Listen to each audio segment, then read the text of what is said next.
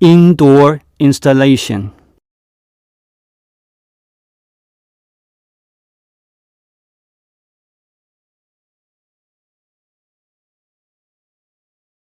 Installing a 19-inch open rack.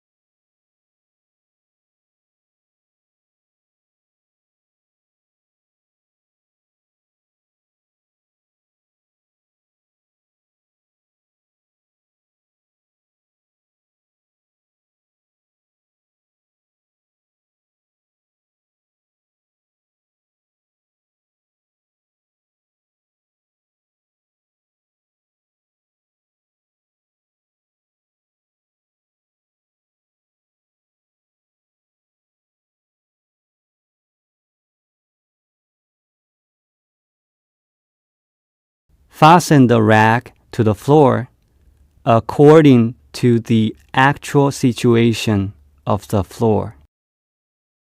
The following uses self-tapping screws as an example to demonstrate how to fasten the rack to the floor.